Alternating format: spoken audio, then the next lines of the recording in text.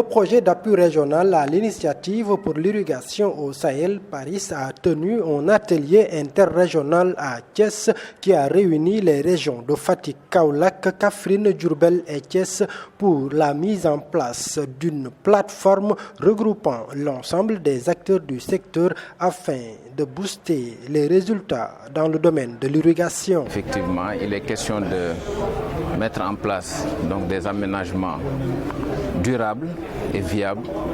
Et de ce point de vue, la seule technologie liée à un aménagement ne suffit pas pour rendre effectivement l'investissement durable.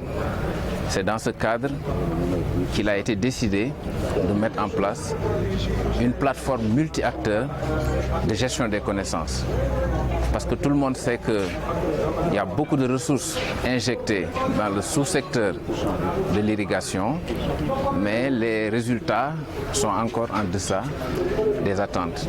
Donc il est question de davantage capitaliser, donc de tirer les enseignements, les meilleures pratiques dans le sous-secteur, et c'est dans ce cadre qu'il a été mis en place cette plateforme au niveau régional pour que tous les acteurs puissent échanger, améliorer à temps réel donc la mise en œuvre du projet au niveau de la région. Au niveau de la ZIP, de la zone d'intervention prioritaire, qui couvre ici 5 régions.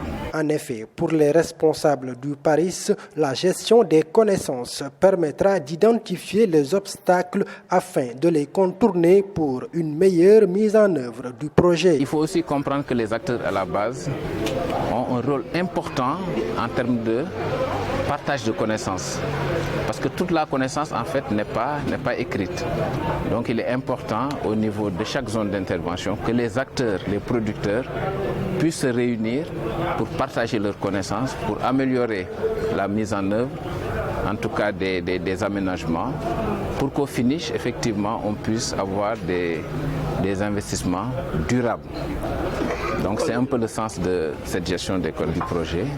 Donc il a été mis en place des entités, notamment l'ARD, qui sera chargée d'appuyer en tout cas les collectivités locales dans leur planification.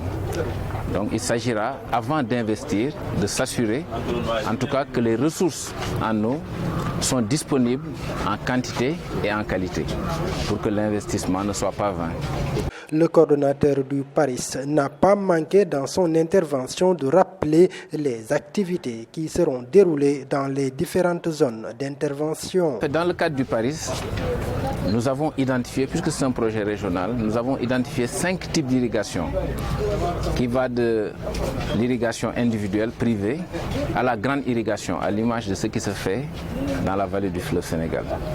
Maintenant, il s'agira pour ces 5 types d'irrigation, pour chaque région, pour chaque zone, d'identifier quel est le type qui marche le mieux.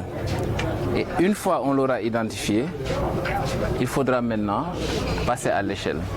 Donc dans le cadre du Paris, effectivement, il s'agira dans chaque zone de dire quelles sont les meilleures pratiques. Et une fois les acteurs seront d'accord sur ces meilleures pratiques, nous passerons à d'autres phases et reproduire l'expérience.